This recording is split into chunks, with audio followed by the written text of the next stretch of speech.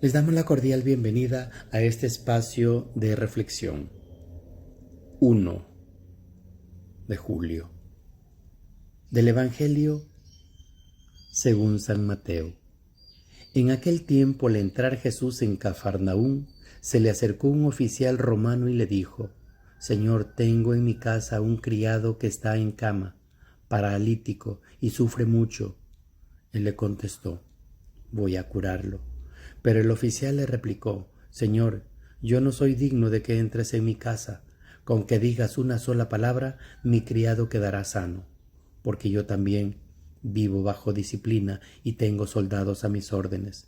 Cuando le digo a uno ve, él va; al otro ven y viene; a mi criado haz esto y lo hace. Al oír aquellas palabras se admiró Jesús y dijo a los que lo seguían: Yo te aseguro que en ningún israelita he hallado una fe tan grande.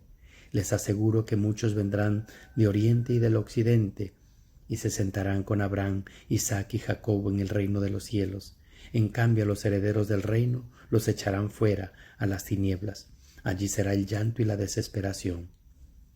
Jesús le dijo al oficial romano: vuelve a tu casa y que se cumpla lo que has creído. Y en aquel momento se curó el criado. Al llegar Jesús a la casa de Pedro, vio a la suegra de éste en cama con fiebre. Entonces la tomó de la mano y desapareció la fiebre. Ella se levantó y se puso a servirles. Al atardecer le trajeron muchos endemoniados. Él expulsó a los demonios con su palabra y curó a todos los enfermos. Así se cumplió lo dicho por el profeta Isaías: Él hizo suyas nuestras debilidades y cargó con nuestros dolores. Palabra del Señor. Gloria a ti, Señor Jesús. Parecería, a tenor de los estudiosos de Jesús histórico, que en efecto éste actuó como un curandero y taumaturgo. Parecería asimismo acorde con la investigación de los historiadores que este hecho no resultaría particularmente llamativo para la cultura mediterránea de la antigüedad, mayormente en la Palestina del siglo I, en que Jesús habría vivido y actuado.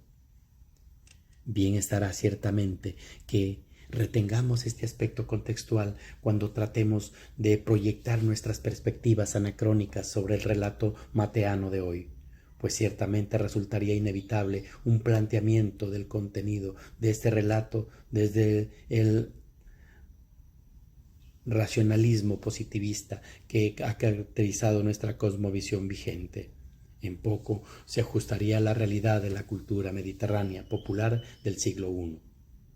En pocas palabras, lo que en nuestra mentalidad de hoy no encaja en la mentalidad de un campesino de Palestina del siglo I era perfectamente natural, pues se trataba de un tipo de actuación bien común, conocida, además demandada.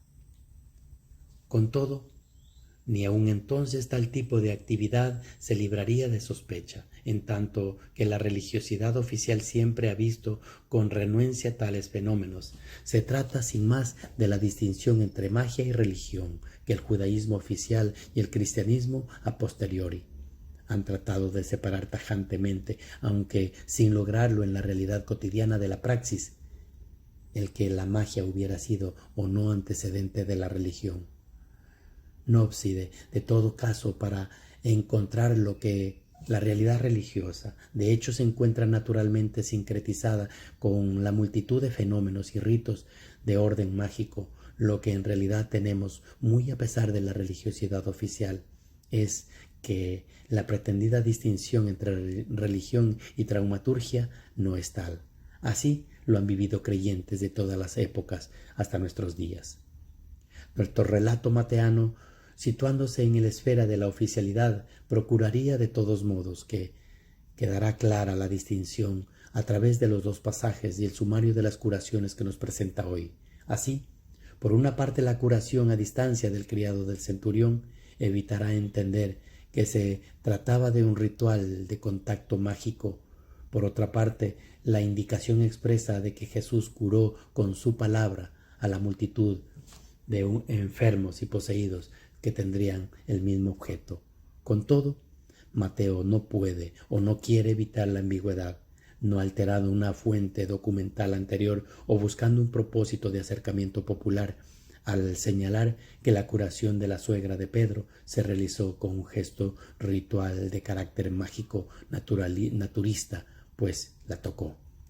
Precisamente la alusión a esta curación ritualizada permite a Mateo situar a Jesús en la línea de la continuidad con la tradición veterotestamentaria, algo tan propio de su ideología, a saber, la tradición de los grandes taumaturgos que fundamentaban la religión israelita. En efecto, Jesús representaría la nueva personificación de Moisés, el legislador, la ley y los grandes profetas antiguos, esto es, Elías y Eliseo, que caracterizaron su ministerio por sus prodigios.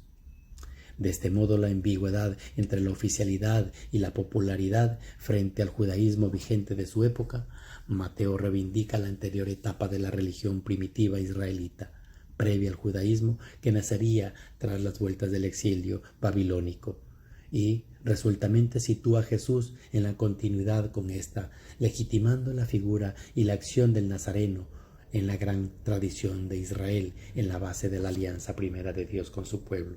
Jesús es el nuevo Moisés, es el cumplimiento de la ley, el nuevo Elías, Eliseo, el cumplimiento de la profecía que encontramos. De este modo, Mateo responde a la apremiante acusación de que los judíos oficialistas oponen al continuismo de Jesús. ¿Con qué autoridad actúas? A la respuesta de Mateo en este relato es clara, con la misma autoridad con que actuaron Moisés y los profetas.